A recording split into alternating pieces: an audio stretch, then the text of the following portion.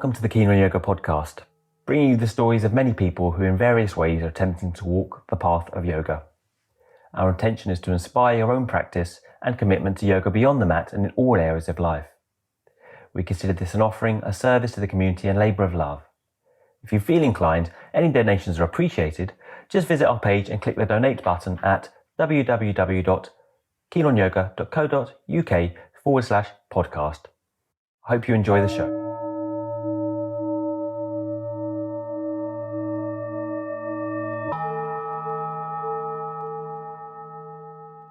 Today's guests on the Keen on Yoga podcast are David and Stephen Flynn of the Happy Pear Cafe.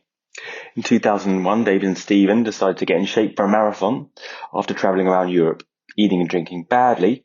After trying a few different approaches, they found the plant-based diet worked best.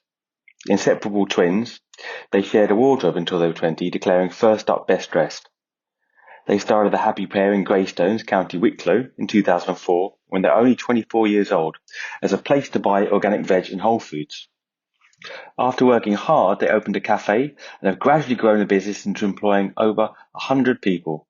Online courses, 4 cookbooks, a sprout and wheatgrass farm and roastery followed, as well as their own line in Waitrose and filming for Jamie Oliver's food channel, amongst many other things.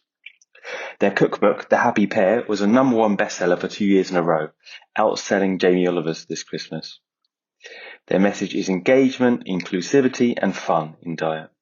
Outside work, they have 5 kids between them, but are still up baking bread at 5:30, training, then ready for their famous dip in the sea, which they do every day of the year, even when the water is officially freezing. You can find out more about them and their recipes on their website, thehappypear.ie. So welcome to the Keen on Yoga podcast, the Happy Pear twins, David and Stephen Flynn. Welcome. Oh, thanks, cheers, Adam. Good to be here. Yeah, genuine. Yeah. Great to have you. So look, can you just give us a basic intro on how you got into how you got to where you are with the vegan food and yeah, just like a little bit of that. Highlights reel. 20 years compressed in 2 minutes. Okay, cool. So we're identical twins, Dave and Steve Flynn. We're both 41 at the moment, and we grew up eating in a small little town in Ireland, Greystones, right by the sea, quite idyllic. We didn't realize at the time that it was so idyllic because you didn't have any reference point. And like as teenagers, we're meat and 2 veg. We grew up in a family all boys, so very alpha male, like growing up in a pack of wolves, really. All boys schools, a lot of rugby. You know, at the time when we finished school, we were playing semi-pro rugby. We were big into booze and loads of burgers and pints. We were doing male modeling. We were off nearly scratching golf. We were overachievers in loads of ways. And then we ended up, after studying business, we both felt a little hollow. So we kind of decided we'd kind of tried a lot of things that society said you should do to feel good and be successful. And we kind of failed in a lot of them. That then one Christmas, Steve said, I'm going away and I'm not coming back till I'm happy. And I was like, okay, cool. I'm going to go somewhere else too. So we split up separately, and Steve went away to Canada you went away to Whistler to go be a snowboard instructor. And I went to South Africa to go be a golf pro. And it was just a journey to learn more about life, really, and to try to understand ourselves as individuals and where we feel most at home and what we're interested in. And this is back in 2001, so it was quite a while ago. 20 years ago. And it was, I guess, on that journey that we realized we were much more interested in health and happiness and community.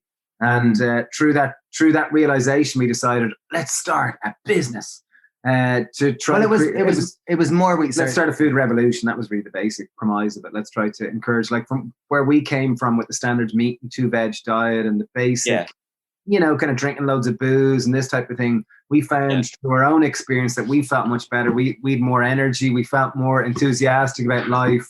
And we thought, geez, I wonder, can we start a food revolution and encourage others to experience the same? So we ended up leaving. We left in 2001 as 2 like jocks wearing Ralph Lauren shirts, Levi jeans, Nike Air Max, with short, kind of tidy little rugby player hair. Yeah. And then we came back 2 years later as long-haired hippies with beards that wore plaid pants, that were now vegans, that did yoga. We're into swimming in the sea, and we're now starting a vegetable shop. So people thought your parents must have been pleased. But not only our parents, like we're from a small little town, so like all your mates as well. But when you were going into it and experimenting, I mean, I suppose you must have not been feeling so great with the food in the first place, right? Like, I mean, what got you on the track of the food, and did your experiences away make you see something different? Because I know I have a background in Ireland as well, and I know that the food, and even in England, has been very, very narrow-minded. Back when we were younger, I'm the same age as you, so right, and you couldn't get coriander in the supermarket. You couldn't get like anything, right, like tahini. So like you must have had those experiences abroad to influence your food, right? I think at the time there was no realization that we felt bad and that we could possibly feel better. It was more just curiosity, a kind of a restlessness, a sense of curiosity. I wonder, is there more to life? And it all kind of came about. A friend was turning 40 when we were 21, Tommy Kelly, and he kind of said, lads, would you do a marathon for my birthday with me? You know, turning 40, you think it'd be good? And we said, great, yeah, sure thing, Tommy. The marathon was the end of October, and we just signed up for it. Didn't really think about training, thought nothing about it. It was like, yeah, deadly cool. See you then, Tommy. And we forgot to train. We ended up, when we finished university, Mom didn't think wasn't sure if we'd necessarily get through, and we got through. So she wanted to, amazing, I'm so happy for you lads. I bought you a ticket to go interrailing around Europe. So a ticket to go traveling around Europe. So we spent the month traveling around Europe, getting drunk and kind of chasing international women. And when we came back, it turned out we had a month until this marathon, and we forgot to train. So it was like, Dave, I wonder, like, remember Keith Barry in 6th year biology used to talk about a detox? You know, I wonder what a detox is. And back then, like 20 years ago, we didn't have the internet. You went down to the next best thing, the local library. And they had a book. They didn't actually have a book on detox, but there was one in Dublin, and they posted it out. It took a week, and we got it. We started reading through it. It was like, right, Dave. So no white bread, just brown bread. We're going to have porridge, none of those cereals. We're going to eat loads of vegetables and no booze and no crap, like no processed foods, no shite. So I wasn't meant to curse, but and we kind of did that for, I guess, up until the marathon, and we found we felt better. We had more energy, and we actually saved money, and we were more stable, like we were more steady. Right. And then we ended up kind of going, this was October, the Dublin Marathon's always around Halloween. So at Halloween, we just said, okay, I wonder, could we do it till Christmas? And then we kept going till Christmas. And I remember at Christmas time, we were meant to meet all our rugby player friends to kind of get back, become real men again and start drinking beer again. And I remember we went out and all the pints were poured, and we both only made it through about half a pint, and it just didn't sit with us anymore. And we ended up leaving and going home early, and a month later we went away on this journey of our own kind of little, I guess, like wander into life to see what else life had on offer. And on that path, I guess the seeds of diet affecting your health had already been sown. So we ended up changing our diet completely to a vegan diet, which in 2001 was quite extreme, and we both had done it separately in different parts of the world. And then we ended up spending a lot of time in meditation centers, and I guess we were curious. Like, first of all, became vegetarian. We were kind of curious. I wonder, can I reach enlightenment through food? Like, if I eat like a kilo of kale, will I suddenly be like a better human? You know, and kind of. And then I remember in Whistler, there was a place that served this vegetarian chili that had 8 different vegetables in it. I remember eating it, thinking like when are all these like superpowers going to kick in? When am I going to like have much more energy and feel like stronger and all this? So it was even that same mentality, like probably a year later when we were like we changed from like, obviously we changed to a vegan diet, and then got interested, started reading more, and got kind of go, oh my God, if I stay on this path, will I become the happiest, most enlightened human ever? And I remember changing to a raw food diet, and then getting I met a guy in Costa Rica who was training to be a breatharian. He had done loads of different fasts. So I got into fasting and doing week-long fasts and doing enemas and doing all sorts of cleanses. And then and then after that, we ended up coming home and starting the vegetable shop. We started with a little vegetable shop age 24, and we called it the Happy Pear. And the whole idea was to try to, inspire others to live a happier life, a healthier life, really. So obviously you're feeling better with that diet, but it wasn't primarily for ethical reasons, first of all. It was just because you were feeling better out of it, right? Yeah. Yeah, and curiosity. Total curiosity was like, this feels good. Let's see what happens. Let you experiment. And you must have, just as a sidebar, you must have lost or changed your social circle a lot, right? Hugely, yeah. Well, yourself, as you change your diet and lifestyle, you need to try to create an environment that supports it. So I think when we came back, if we were to hang out with our old mates, we'd be back boozing and drinking meat and, rugby again. But we clearly didn't want to do that. So one of the main reasons, or the most selfish reason why we started the Happy Pear, was we wanted to create kind of a physical location where we could build a community that would support this way of life.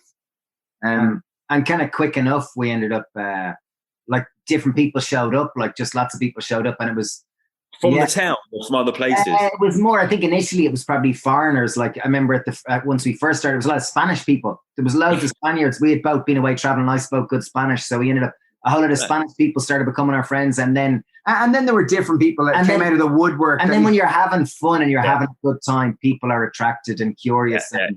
You make lots.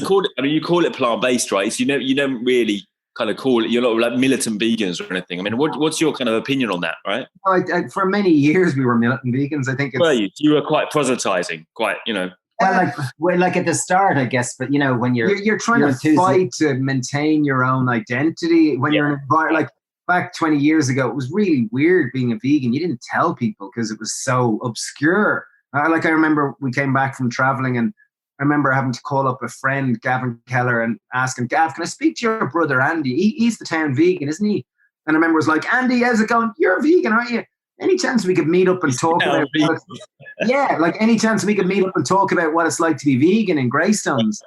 And it was like that. So you didn't really tell people, and you had to fight for your identity, because otherwise you're going to be swallowed up, because it was like, what? You only eat vegetables? You're weird. So there was a bit of that. But I guess over time we realized that I think as we became more comfortable with it and it became less of this big, I'm vegan, I'm vegan. Suddenly it's something that just... I think when it became more socially accepted, or maybe within ourselves, like I'd say certainly the last 10 years we've been, it's our message has never been about trying to make anyone a vegan or a vegetarian. It's just trying to eat more fruit and veg, because genuinely it makes you feel better, like in the vast majority of cases, whole foods.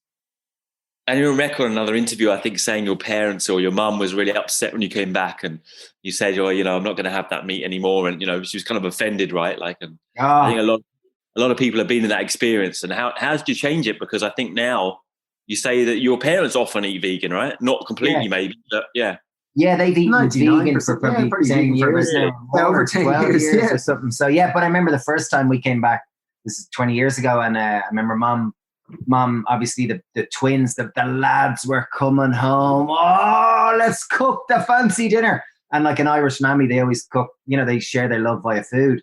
So we came home, and we said, oh, Mum, we're vegans. Like, we want vegan dinner.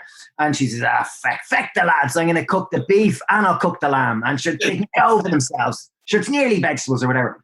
And she's gone around and she's, ducks, will you carve the beef there? And Dad's up cutting the beef and, whatever.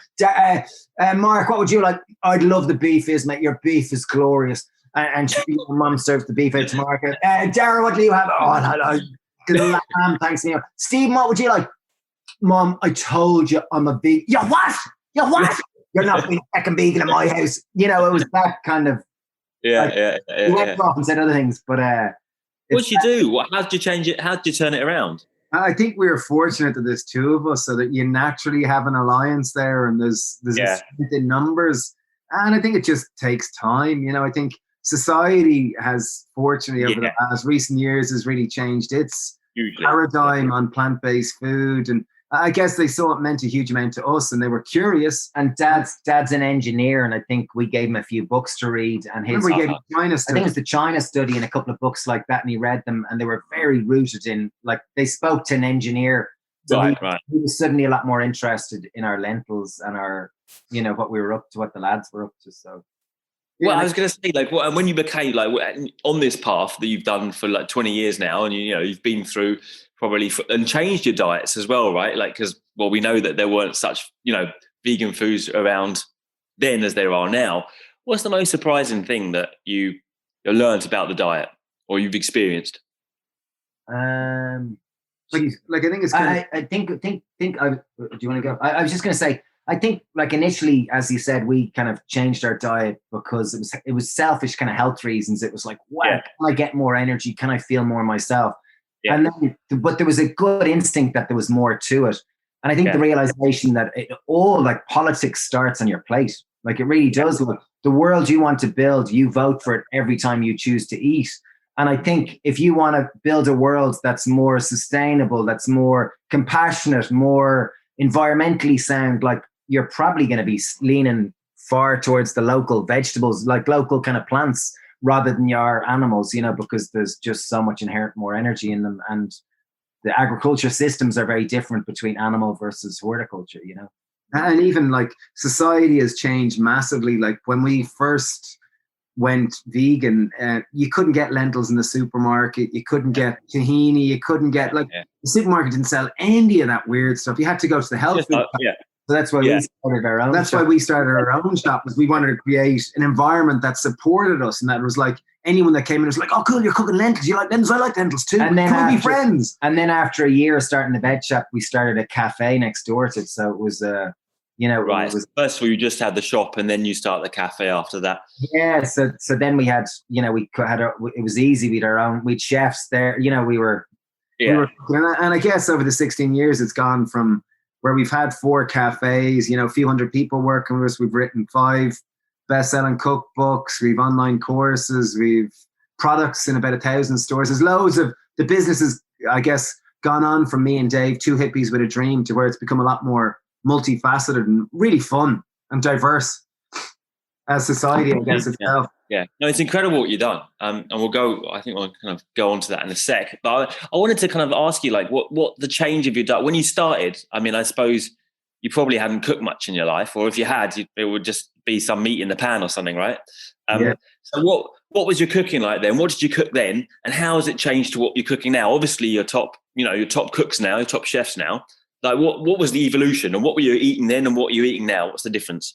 Yeah, I think growing up, at least in Ireland, and as we said, we've 3 brothers, a family of 4 boys, and went to all boys schools and played a lot of rugby. And it was very male orientated, quite macho, meat. And then as we became teenagers, it was meat and beer.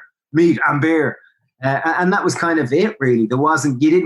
Food was fuel. You didn't consider where the food came from, whether it was healthy or not. It was just the more the better. And barbecue. And our favorite meal was barbecue. Like, you know, it was that kind of. And we played, because there was a lot of the men standing around with cans of beer looking at a barbecue. Whoa! Burning flesh, rah! And I guess playing semi-pro rugby, we kind of had big necks, and we were kind of meatheads. We were kind of bulky kind of guys. We seldom went over 85 kilos. And I guess through that journey, you know, I think as you change your diet, an awareness grows about oh wow, I didn't realize, you know, beef was actually from a cow. I never really thought of that, you know, that way. And I guess over that journey, it kind of gave us an opportunity to reflect on where our food comes from, how it's grown, do my food choices matter? And not only do they affect me, they affect more. So I think as that awareness came, it became a lot more, wow, there's more to this than simply just myself. I have a wonderful opportunity to vote for a different system every time I eat. Yeah. And I think food, like our own cooking journey, we were never into chefs. We were never cooks. A friend used to call us serial killers because we used to eat so much cereal. Yeah. We used to eat, like, you know, boxes of bran flakes and bags of Alpen, and Mum used to buy industrial sized bags of muesli because we were like a pair of horses. And I remember we were in Whistler. I was in Whistler, which is a cool ski resort with like cool party town, beautiful people. It was like, whoa. And I had just kind of turned vegetarian. And I remember I didn't go to any of the parties. I used to, as soon as I finished work up the mountain, I'd go straight down to the library and read vegetarian cookbooks. And I tried to understand, how does this happen? How does it work? And there were a few other really nerds that I would never have hung out with, but they were into the vegetables too. So we used to have vegetarian potluck nights, and they were my buddies. And that was like the start of my journey with food. And then I went tree planting in northern Canada, where I used to get a helicopter to work every day. And I had like maybe 100 people at the camp. There was one vegetarian, and that was me. And I used to cater for me, and I used to be the weird one, but I was very comfortable in my own, I don't know, it just felt more me. And I guess through that. Strange. It'd be the other way around now, wouldn't it? It'd be like one meat, you know, and the rest, everyone else is like some kind of vegan, right? You know? Yeah, it's huge. So you seem like you changed your attitudes around the food at that time. Were you standing around the barbecue before with the lads, and then something to do with the diet, or was it something to do with your attitude already that wanted to change? Or did you think it was actually literally what you were eating that changed your mentality as well? I think it was both. I think one, it was our social structure. Like, you know, the way when you leave your your typical, like, you know, at the time, as Steve said, we were all boys, like our friends were all rugby players. It was that kind of environment. So when you took us out of that environment and put us out by ourselves, it was probably the first time in our own lives that we actually got to go, who am I? Who am I, independent of who other people think I should be? And who do I want to be? And who do I want to be? And even like, you know, we both went away traveling separately for a couple of years, and we ended up kind of exploring and seeing which felt most right to us. And I guess food was an easy place to start. We'd started that journey, and probably once you're in a new environment and you've started on this journey, you know, it just kind of, there's inertia in it, you know. And what were you cooking back then? I mean, Stephen, you said you were studying the cookbooks, and I don't know what you were doing, David, but what were your kind of go-to meals at that time? I couldn't even tell you. It was all pretty basic. I remember in Whistler, there wasn't much of a whole food shop or even a health shop there. And I remember there was a shop in the town down the road. And I remember hitchhiking for about an hour in the snow to get to this shop so I could buy bulgur and I could buy barley. And I remember getting back up and thinking, oh my God, I cannot wait to try this bulgur. This is going to give me superpowers. This is like it. And I remember cooking it and tasting it and go, it just tastes like fucking rice. Like, I remember I was so disappointed. You know that way. So I was just curious. And similarly, I was reading a book about sprouting lentils and sprouting beans. And I started sprouting beans and lentils and sprouted wheat berries. And I remember thinking, fuck, I'm going to eat these and I'm going to be like walking around like the biggest, strongest, most intelligent person here ever. And I remember eating them similarly, kind of going, they're not working. Like what, you know, when's this happening? Yeah. I remember I had a similar thing. I was in Vancouver. My wife's Canadian. So we went to Vancouver, and it was like about 2007. And I was a vegetarian already, but back at that time, it was starting to become plant-based, vegan, raw. And I started looking at all the sandor cats, you know, the raw fermentation, and to get into that, you know, and kind of thinking about that, you know, you kind of ferment this stuff for weeks and weeks and weeks, and then you try it, and it's like, oh, that's kind of just weird. Like, I don't know. But you must have started to feel a lot better, right, with the food, with the change of diet. Yeah. I think feeling more ourselves. Like, I think that you had more energy. I mean, guys listening to this, and guys generally who aren't into this, will immediately go, oh, well, you're going to lose a lot of muscle mass. You're not going to have that strength anymore. Where do you get your protein from? How would you answer that kind of question that's been, I'm sure, asked you a million times over? Even back when I think back then at that, when we were away traveling, like I remember we changed our diet, and I remember I was hanging around with this breatharian guy, this totally out there kind of guy. And so I went off and did a 1 week water fast on the beach and was just drinking water and looking at the sea. And it was a pretty hard week. But I remember afterwards, the day after, it was like, oh, there's a 30-mile road race going. Oh, cool. I haven't eaten in a week. Okay, sure, I'll do it.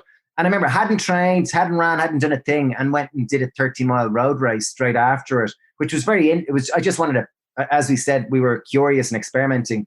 And I obviously didn't win it, but I managed to do it pretty easily.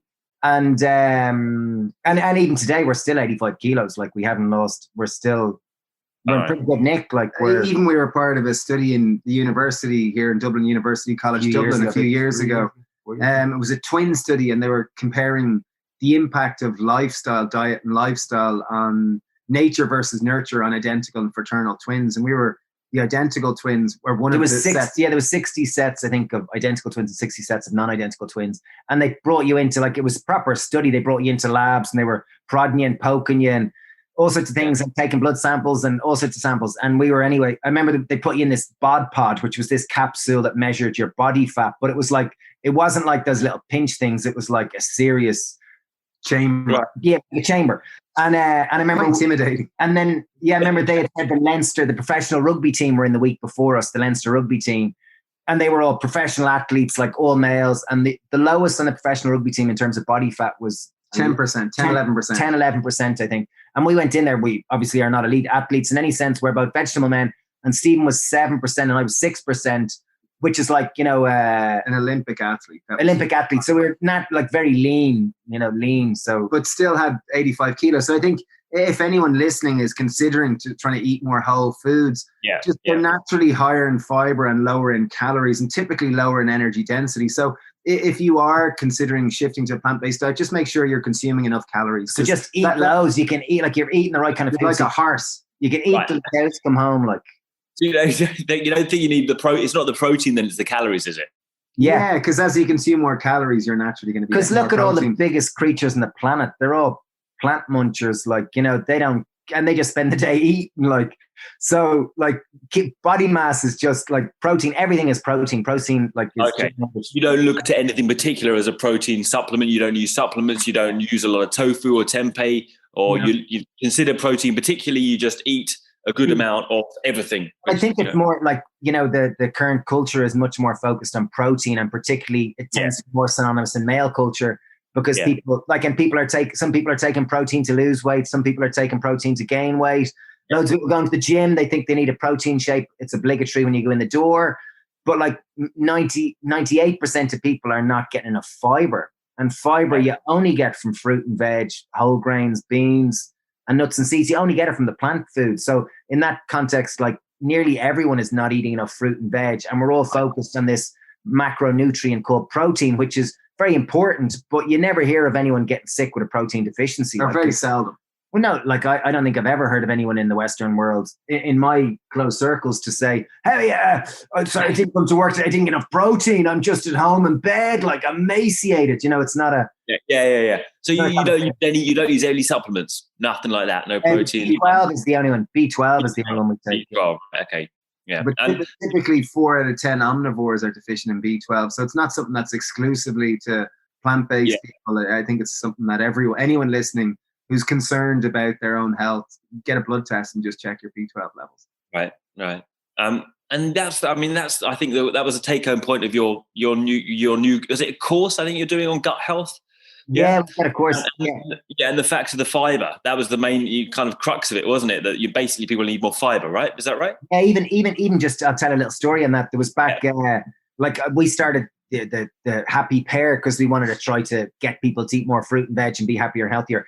And after about a couple of years, we'd end up, we were cooking with the cafe and with the shop, and we kind of wanted to see if, like, people, we used to do cooking classes and they'd come along and they'd learn how to cook, but they wouldn't really change. So I remember one day we had the idea, like, I remember a lady came into the shop, it was Mary Cahill, and she said, oh, Jesus, you wouldn't believe it, lads. Like, I've lost 4 kilos since Christmas on Weight Watchers. And we were like, oh, great, brilliant. And she left anyway, and Steve says to me, geez, like, people love measuring the improvement to their health. Like, can we come up with some measurement for the improvement to their health? And I wonder, can we make a course of it? So I was reading this book by this doctor at the time. This is like back in 2010 by this Dr. Dean Ornish. And he had shown in clinical trials, the most rigorous scientific trials, that you could reverse all the indicators for heart disease by changing to a plant-based diet. So I'm reading this book and I said, geez, Steve, I wonder, like, would this work in Ireland in 4 weeks? And he said, geez, great idea, Dave. So we went down to the local doctors and we knocked on his door, and it was Monday morning. We're like, how are you, Brian? Where the lads Happy Pear? Do you know any nurses? And he says, yeah, Angela's next door. So we knock on Angela's door and we're like, how are you, Angela? We're the lads Happy Pear. We want to reverse heart disease. We've got a great idea. Will you help us? And she says, lads, I will. Just feck off. I will. I'll do whatever you want. So we had a nurse on board, and we put up signs around the shop because it was a shop, and we put up lose weight, sexy, yummy, delicious, reverse heart disease free. And we had 20 people sign up. And the people came along the first night, and Angela measured everyone's cholesterol, weight, and blood pressure. So we had starting measurements, and they came upstairs to us. And as chefs, we were teaching them how to cook. So it was pretty much, it was almost like vegetable AA. Like, we were teaching them to eat porridge instead of their cornflakes for breakfast. We were teaching them to eat vegetable soups and salads, and to make chilies and pad thais and dals and chickpea curry instead of chicken curry. And, and it was, most people were there because they were just curious. And I remember, like, at the start of every night, everyone would have their arms crossed, and then you'd start passing things around and they'd go, oh, that's not bad. Oh, that's not bad. And then we used to put on videos of doctors, because it gave a bit of validity to it. And this is back 10 years ago. So it wasn't as prolific as it is nowadays. And we didn't know it was going to work. It was 4 weeks on a whole food plant-based diet. So fruit, veg, whole grains, beans, and nuts and seeds. And there was an average drop of cholesterol of 20%. Everyone lost weight, blood pressure regulated. And that was the first time we ever did that course. We called it the Happy Heart course. And after a few times running that, it got more notoriety. Like, people started writing articles on it in newspapers. And then it got over. We couldn't keep up with the demand for it. So we built an online course.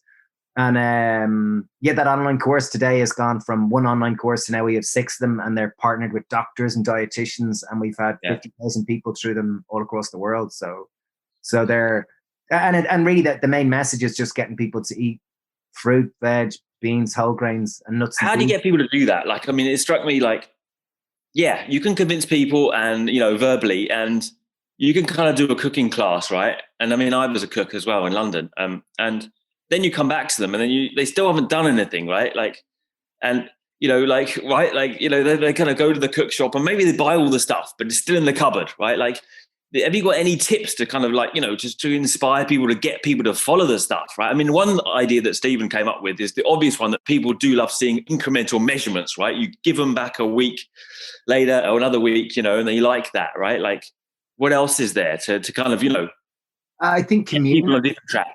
Community is one of the most important things to sustain any lifestyle change. And we found it ourselves when we changed our diet and lifestyle so much. And we came back to Ireland, and we had to create a new environment that was going to support us to eat more plant-based, to not drink alcohol, and kind of to be inspired to move and be athletic.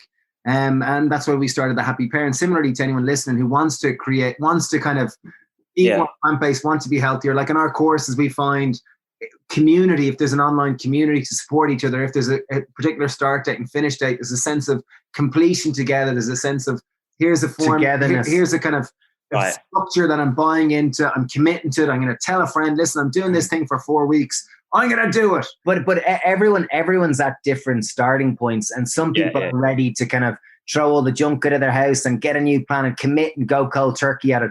And other people aren't at all. Like they're ready to just start eating porridge instead of cornflakes. And that's great. That's great because it's really one step at a time. And if it's right, they'll keep changing if it works.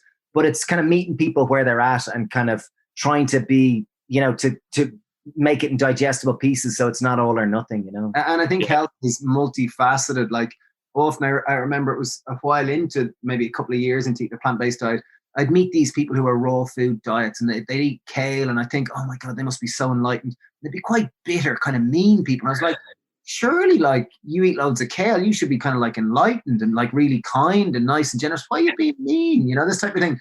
And it was, I think it was Jerry Hussey, a friend of mine. We were chatting with him recently, and he was kind of saying, no amount of green juice will kind of neutralize a toxic self-image. So I think, food is a certain part of a healthy life, but it's not everything. I think it's how we deal with stress, how we exercise, how much food we get, and a sense of purpose. I think there's many facets of health, and food is one really, really important one. But there's other 4 or 5 elements that are equally as important. And you say you're not drinking at all now. You don't drink? No, I haven't drank. No, since we gave up that marathon when we were 21, we gave up then for a week or 2 weeks, and that 2 weeks has been 20 years, 2 decades now. Passports away. You can take your Irish passports away soon, aren't they? Yeah. Well, there's nowhere you can get a drink anyway now. So. Yeah, right. Yeah, that's true. Right, so we talk about the other elements, and let's bring in a bit of the other stuff you do. I mean, you're famed for those cold water swims, which I mean, they go before you. I can't imagine what that's like. Talk us through roughly like what your kind of daily routine training wise is, and I also want to be like curious about what your general meals are. How you generally eat now. Yeah. So we've got 5 kids between us. So like life is. We've got there's the business, and then there's family life, and then there's trying to have your own life, your own individual relationship with yourself as well. So typically, like say this morning, I got up around 5:30.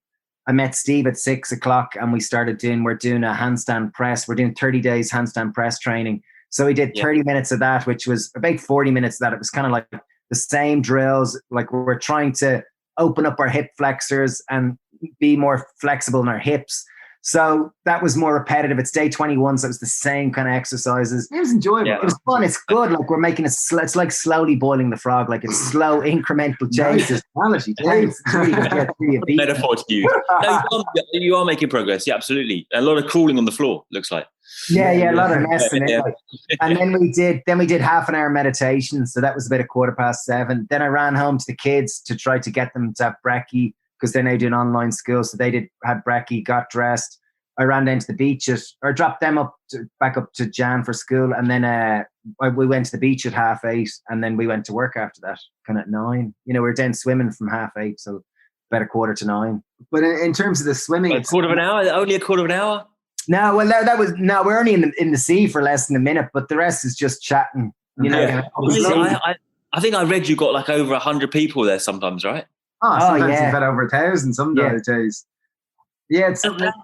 Yeah. Like I guess it's something that it kind of organically just started, and I think the bit we never saw ourselves as those crazy people that swim in the sea all year round. We're not one of those. No, siree. But then when you say that, life tends to rub your face and go, "You want to bet? You want to bet?" You do it every day. You do it every day. Yeah, for about 6 or 7 years. Yeah, and it kind of just started organically, and it was a group of us. The bit that made us stick with it was the camaraderie, the sense of friendship, the sense of laughter, the sense of collectively facing this fear and overcoming it together. We found really, you developed tight kind of friends. And then also if you do it with people, there's so much adrenaline release. There's so much positive endorphins about swimming in the cold sea that the people that you do it with, you get fused, like your relationships become very deep quickly because there's so much positivity. And then your conversations, and you immediately become close friends with all these people. I see you taking people down there like Joe Wicks, haven't you? You put him in the sea. Yeah. You like? Yeah, he came, at that time last May, it was May a couple of years ago, back pre-corona, there was probably 1,000 people that morning. It was like 5:30 a.m. There was a heap of us there. We did a big public swim rise. Yeah. How long do you go in for? How many minutes? It varies, but like say this time of year. Is it warmer in the summer? A little bit. Oh, yeah. Summer it could get up to 16, 17 degrees Celsius. So at the moment it's about 6. Got down below 6. It was 5 degrees the other day. And that's like 4 degrees is called ice swimming. So it's anything below 5 degrees is ice swimming. Because it's moving water, so it can't harden. It has to be like, I don't know, -10 for it to actually go solid. Yeah, right. It's cold. It's kind of, I often feel that once it goes below 6 degrees, it's like getting into like ice or glass. Like it feels like it's or acid or something. Piercing so that it burns, that you're kind of like, is it hot or cold? I don't know. Right. Very intense. I don't know what it is. But there's a wonderful kind of cathartic feeling, a sense of like, embracing nature. You often say it's injecting nature into your veins. Yeah, I think it's like in a world that's slightly deficit of nature, that connection. When you get into that sea in the morning, it's like mainlining nature. It's just like, oof.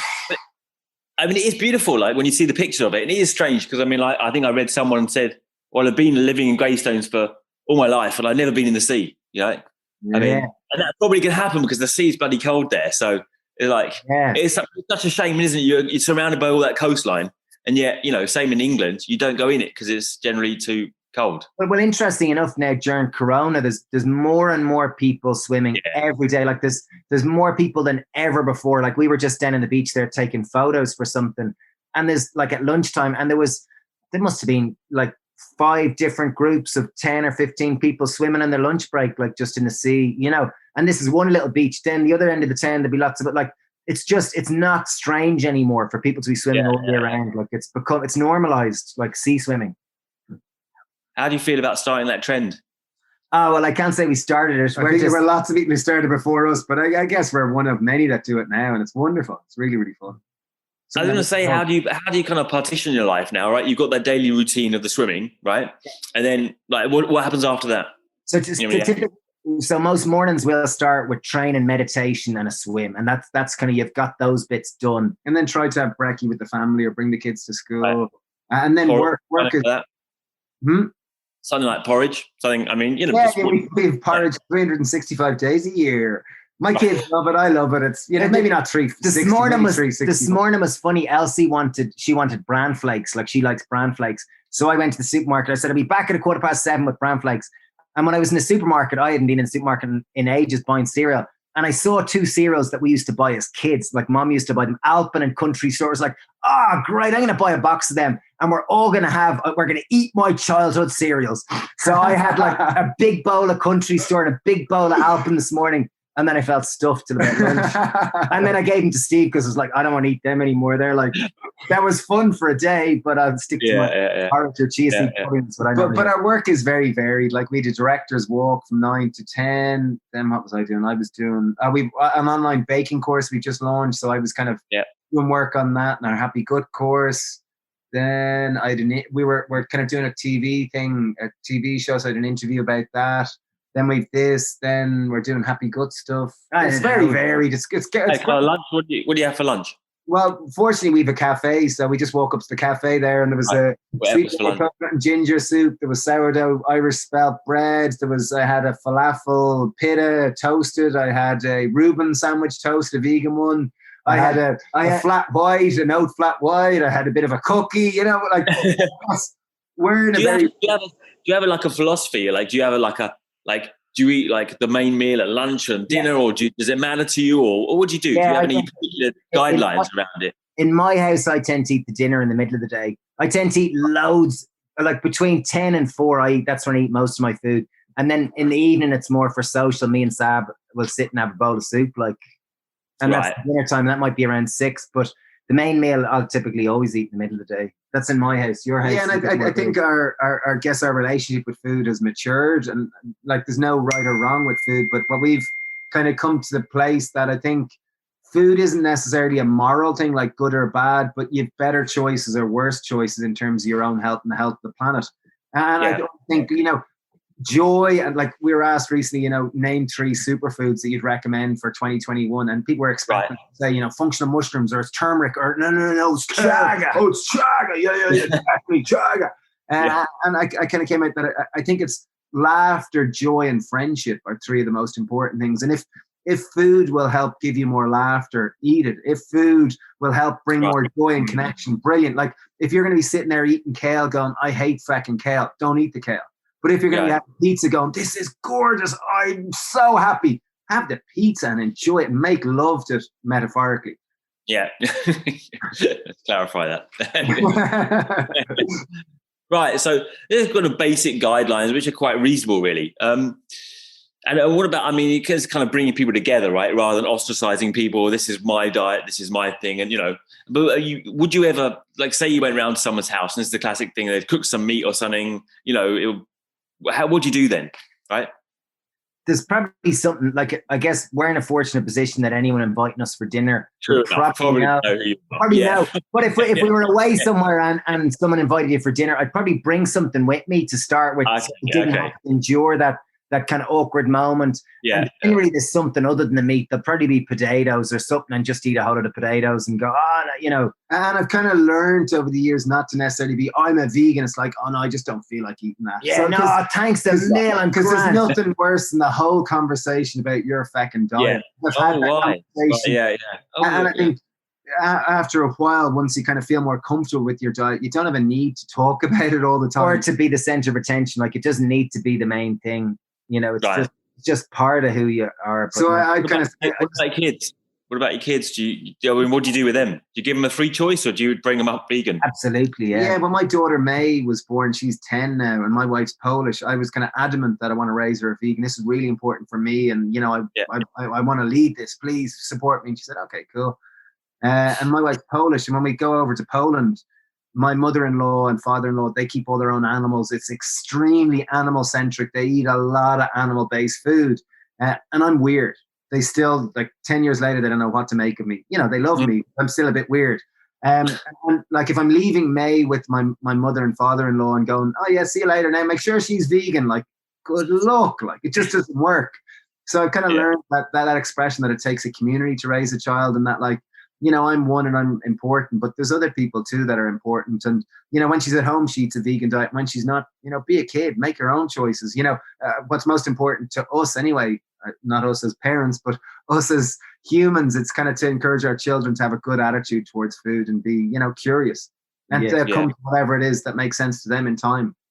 It's funny, my daughter May, like, she was cooking, she got a Harry Potter cookbook, and she was baking muffins, and it's natural for her now to, like, she sees eggs and it's, oh, that's flax egg. Oh yeah, I'll use this. Like, she'll naturally convert any recipe to be vegan, because that's what daddy does. That's what we do, isn't it? That's hilarious. Yeah. And in my house, like, I've been separated for 6 years. So my kids go between 2 houses, and their mom is not vegan. So with her, they eat, now she eats it great. She eats a lot of fruit and veg and a lot of whole foods, but there is lots of animal foods as well. So in my personal house, there's, it's Daddy and Sabrina, they eat plant-based diet. So they eat a vegan diet with us and they're grand with it. And it's interesting, because we have lots of interesting discussions. So there's no forcing of anything on them. They are very much do their thing. So. Yeah. You can find substitutes for eggs, etc., now quite easily, right? Like things have changed, right? Like it was a lot harder early on, right? Like I remember being stuck myself a lot of times. You'd be at a train station or something or somewhere, you need something to eat, and it'd be like nothing to eat. Yeah. I remember eating a bag of Brazil nuts once, and there's nothing else to eat. I had a whole bag of Brazil nuts and felt really sick. I tried to practice yoga for some reason afterwards as well. It always sticks in my mind. Wow. But what about the? You've come to quite a high exposure now. Obviously, plant-based is really trending. You've had an incredible product for ages, and what you've been doing. How has it changed your viewpoint at all? You're working with people like Jamie Oliver, who actually went to my school. He went to the same school. Wow. 2 years older. Wow. So, you're working with really, top and famous people. And have you had an influence on them, or have they influenced you? And has it changed your viewpoints at all? What have you learned from this kind of exposure, the #1 cookbooks, the crazy success that you've recently had? Well, I think like anyone you meet, like whether it be Anne here from across the road, we all have an impact on each other, whether conscious or unconscious. And often when you meet these people, often you realize, they're just like an insecure human like me, trying to do their best, and I think once you see beneath the veneer, you kind of realize that they're a lovely human and they're doing great work. But, Mary across the road with her dog called Charlie is equally as important. And it kind of, I don't know. It's almost like you see beneath the veil or the veneer of. But I think the one thing, like that's one thing that you'd say. I would think that like sometimes you have these ideas that and it's more a cultural programming that money, houses, sex, fame. These kind of are the things that lead to happiness. That's the one of the underlying cultural messages that we get subconsciously, and it's kind of baked into a lot of us in the Western world. Yeah. I think meeting these people that are quote unquote very successful in that kind of way, you realize that they're kind of almost shifting more into how do they have a better relationship with themselves, that they've kind of they've done those things that you're meant to do to be successful. And now I almost see more a shift that they're more interested in their relationship with themselves and the things that are less measurable, that they're more curious about those things. Did it take a long time to get to the place of a successful business? I mean, did you start off successful, or I don't think so, right? No, we started off two hippies with a dream in a little red van. We used to get up at 4:30 a.m. and go into the fruit market and come back and sell vegetables. We would have taken a holiday for the first 7 years, and it wasn't because we wanted a holiday. It was like, we're just having way too much fun. This is deadly. I don't want to do anything else. And, once we opened the cafe, I kind of trained up as a chef underneath our head chef at the time. And then I was cooking and I was fascinated with it and I was doing what I loved. And it was like a mission. And even I think those definitions of success is so arbitrary. And I guess COVID has made most people realize like what is success and what, it certainly gave a lot of people the time to reflect on what is success and what is important. And I think we've been on this journey turning 40. We're 41 now. And, turning 40, there's a milestone of kind of going, what's important in my life? Am I prioritizing the right things? And COVID also amplified this for the whole last year, that what is successful is so arbitrary. Like the typical measurements of success are no, when I look in the mirror in the evening, I feel happy in myself, that I'm making time to meditate, that I'm being a good role model for my kids. I'm a good twin brother. I'm all those things I think are becoming much more and more important rather than how many books did we sell this? Did we sell loads of books? Yeah, so loads of apples. Loads of apples. Brilliant. Yeah, millions of apples. Because those bits are all fun, but ultimately we're all sitting by ourselves. Right. Sure enough. Yeah. What about if just a practical question. What about if you're really busy and you want to keep up the diet, right? And, you're traveling around, you're doing all this stuff, and diet can easily go out the window for people at this point, right? You got any tips for quick meals that you go-to meals? This is the meal. Yeah. Well, when we're traveling and we're busy, we always bring a food bag with us. So we're we bring a mobile pantry with us. It's as big as our clothes bag, because food it's been so important to us to just always have decent quality food where you're not stuck on the run and there only is those fast food kind of options. So we'll always bring a food bag with hummus, with crackers, with, probably fruit, with nuts, with, a variety of different type of things, some that last longer than others. And typically when we're away for a few days, we'll always have a food bag and we'll replenish it a few times. And even sometimes it's cool. I quite like traveling without a food bag because I'm forced out of my comfort zone and actually forced to go in and have a little rummage around and go, what is there available? I don't often go to those shops. I should go in and have a little rummage and see, are there more things available that I'd be curious about? So, but we've always even when you go to Poland. Yeah, in Poland, a huge shift in Poland. And even you'll always find, I think it's really important for us as a species to get more in touch with hunger. I think food has become, I think it was Rangan Chatterjee who was saying, are you eating to fill your stomach or to fill your empty heart? As in, that sounds really, something like that. Something of that nature. I butchered it. Sorry, Rangan. But in essence, it's like food used to be for sustenance, for survival, for a means of continuing to exist. Whereas food now is often a distraction from when we feel sad, lonely, tired. On the moment. Yeah. And we want a dopamine release. So I think hunger is something that very few of us really experience on a regular basis, and that it's often, for a number of years, I used to fast a day a week, and I found it very beneficial for just becoming more aware of my relationship with food. And just now, he hasn't fasted for about 10 years now, just to clarify. If he's trying to big himself up there now. I agree. I was going to say that. Well, I was just bringing you back down in case you're trying to paint a picture of you. No, but I guess, if you are traveling without, great food choices, look at the times when you sit and you eat just 10 apples.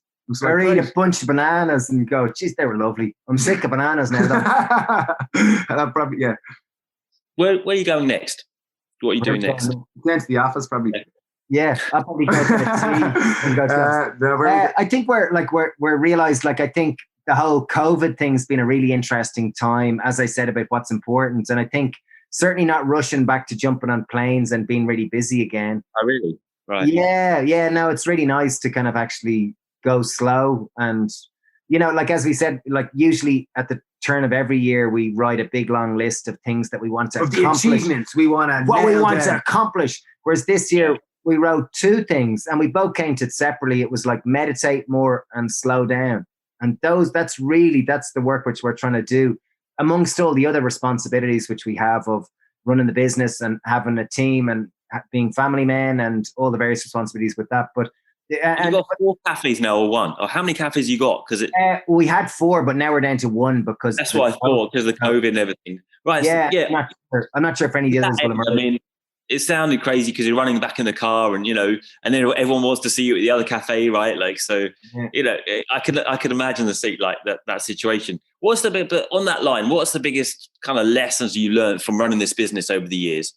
I think one of them, it's easy to fall in for the trappings of kind of growth, and as a business owner, there's people going, geez, you're doing amazing, where you turn over 10 million, and you employ 200 people, and what are you doing with all the money? You hear all these type of things, and it's hard not to fall for the trappings of it. And I remember we kind of borrowed a load of money, I think it was $1.5 million, and we were planning on, we built a centralized production facility, and we were going to open loads of cafes, and we found out we were extremely busy, but it was kind of like, what for? Like, what's all this for? And right.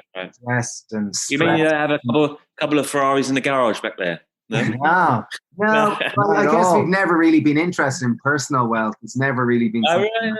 No, we've never really you still rent a house. I at the moment where I'm trying to buy a house, but Renault give us cars. We've never really been interested in those things. So it's I'm sure they'll all happen, but we're quite happy. Quality of life, I liked that a quote that I saw recently, and it's like, the wealthiest person isn't the person that has the most, the person that needs the least. And I thought that's a nice mantra to kind of aim towards. And also I'd say we're extremely wealthy in friendship and humans, and our life is it's bubbling over with humans. There's so many. Yeah, I can only imagine. If you ever want to come visit, please do. I'll visit you at some point. Yeah, sure. We have a lot of. It's a really interesting, colourful, really fun little place. Yeah. What's your favourite food? Favorite food? Yeah. I love breakfast the most. I love breakfast. I've had 3 breakfasts already today, and it's now 2:00. Like I had two of those oat pots with date caramel. Oh, they were lovely. Banoffee. And then I had brekkie at home before. So overnight. I've had 3 brekkies already today, and it's like You like the sweet? You like the sweet stuff? No, he's more the sweet man. Yeah, I love. Like I guess your baking course looks incredible, by the way. Your vegan baking course with the tiramisus and that. It's very good. Very good. It really is. And that took months and months of tinkering and messing and experimenting. Yeah. Really trying to delve into the science to understand, what.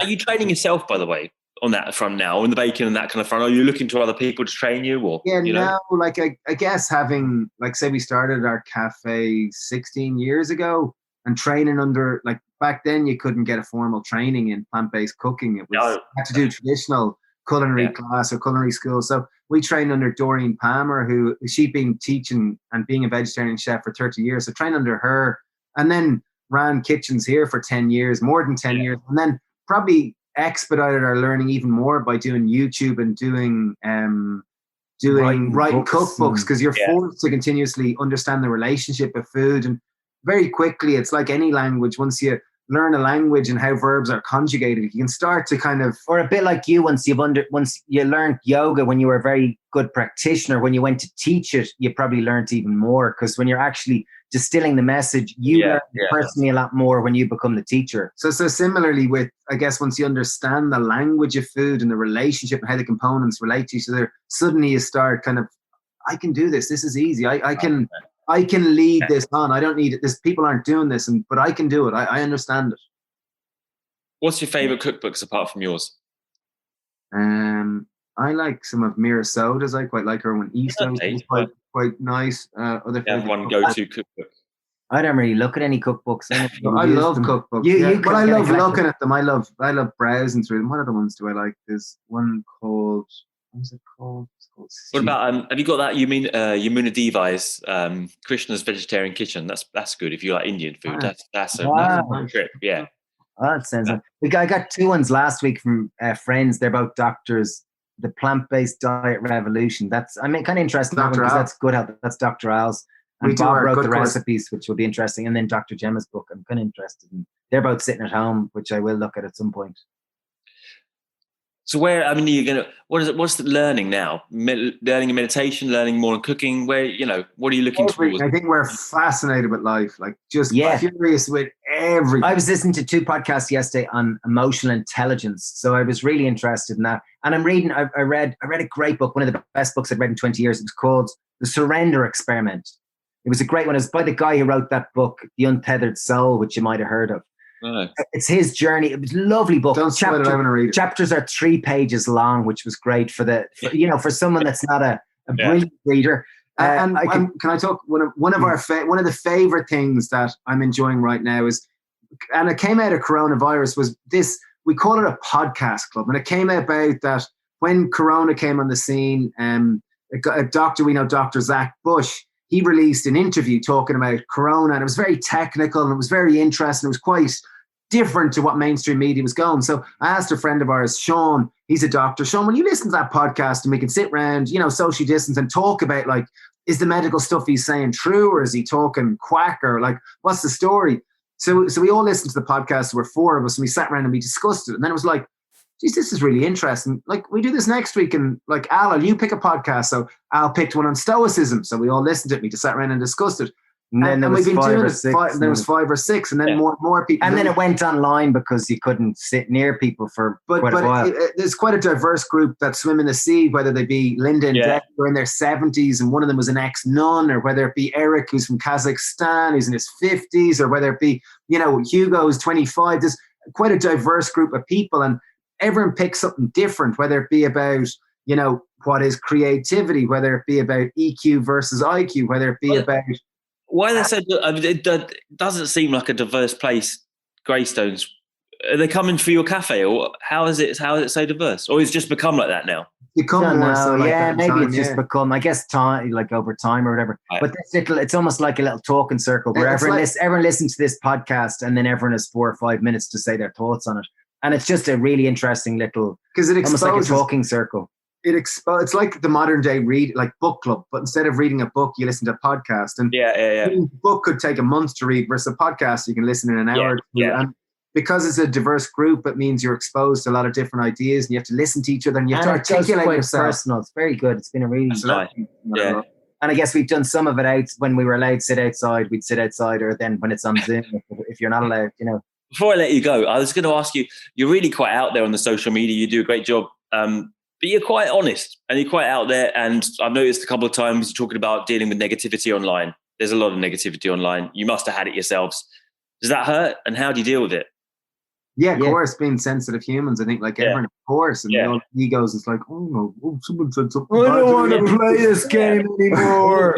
We've all had it, yeah, of course. I think being fortunate to have each other, and David goes, Steve, like it's someone that's just feeling bad and they've never met you, and like take it easy, like it really doesn't matter. It's got nothing to do with you, like you know. And I guess it's fortunate having Dave or someone like that can put things in perspective, but some days you feel heavy and you're like, fuck it, I don't want to play that game anymore. I'm going home, you know, that way. But no, by and large, typically I'll only use social media when I feel like I'm something excited and I want to share about. And, you know, that's most of the time. Yeah, unfortunately, that's generally my predisposition. So I'm typically delighted to share and talk and, you know. All right. But at the same time, it's a double-edged sword because, you know, although social media has been a wonderful amplifier of, you know, values that we really hold very close, it's also, as it grows, there's people's expectation, then it's beneficial for the business, then you got to keep it going, you want to keep engagement, you want to keep content coming, and some days you're like, I don't want to play it, but it's like, okay, I got to do it. So, you know, it's a double-edged sword, as anyone who does it regularly. I just hear it's like a hungry monster and it's never satisfied, you know, whatever you do, right, there's always the next day. Yeah, right? It's hard. But I guess it's a bit like a yoga practice. People might look at you and go, how the heck do you do an hour every day? Like, that's so hard. But like for you, it's kind of like it's just it's business as usual, you know? So it's, some days it just happens without you even knowing you're doing it. That's the idea. Well, just to wrap it up, what give me something you'd like to work on, like an obstacle you have that you want to better, and then a guilty pleasure. Great. Something I want to work on, meditating more. I'm really enjoying it and being more patient. You know, often, I guess, part of or at least my predisposition, I'm fascinated, I'm curious, I just want to get into everything, I want to do it now. So it's like often in the evenings I can be tired and a little bit overwhelmed. I come home and the kids are just, and it's hard to maintain patience and to not be overwhelmed with it. So, you know, something I'm working on is meditating more so that I'm just, you know, I can be more grounded in my release of energy as opposed to, and then, I'm tired. Yeah. So, yeah, that's one thing. And I'd say I'm probably working most on, like, I think at the root of everything is your relationship with yourself. So I think to constantly be aware of my relationship with myself and how I'm treating myself in each moment, because that's everything at all. So I'd say that would be my thing. And guilty pleasure. I don't see you looking I have a load of pleasures. I have so many pleasures. I love chocolate. I've kind of, I guess as a chef, coffee and sweet things. I've been fascinated with kind of the pursuit of flavor, and coffee has more flavor notes than red wine. And, you know, we opened a roastery back a few years ago, and I've been fascinated with just I saw that, different origins and different roast profiles and different processing around coffee, how it affects the flavor. And similarly with chocolate, it has so many, the subtle aspects of bean to bar chocolate I just adore, and I dream of opening a bean to bar chocolate shop someday. Give me one inspiration to finish it off. Inspiration. Maybe a person, a book, or something that inspires you. Yeah. Well, at the moment, as I said, that book, The Surrender Experiment, I thought that was one of the best books I've read in 20 years. It was just, I found it really, really, it spoke deeply to me just about the acceptance of life and the surrendering and the actual, you know, trying to let go of your own ego of what you think is right and wrong and just surrender to the present moment really as much as you can, because there's so much more inherent wisdom in life than we think, and it really is there. If we can surrender to it, it's probably there to serve us in more cases than we think. And retrospectively, you can kind of validate that, but in the moment, it's sometimes difficult. And I'd go with just spending time in nature. I always find that the most. You know, we live in quite a disconnected society that we're inside, we're on screens, we're on social media, and I think you know, it's connecting in with that natural rhythm of life. I think can be very, you know, connect you into a deeper part of yourself and a more satisfying self that's less, you know, affected by the ups and downs of life, where you're more just like, sure, good luck, bad luck. Thanks, guys. Thanks for coming. Thanks for your time. It's been wonderful. Oh, sure. Beautiful. Pleasure. Good Great on you, crack. Adam. Thanks, man. And come visit anytime. Genuinely. Yeah, we've got a little place that we put people up in. So if you do want to come when the world opens up, please just say, hey, I'm thinking of coming these dates, and we can put you up in that place and feed you, and you can swim and do yoga and have a laugh. I don't know about the swimming, but I'll take you up on it. Yeah, Brilliant. deadly. Thanks, Adam. Thanks. Cheers. Bye. Bye. Thanks for the time.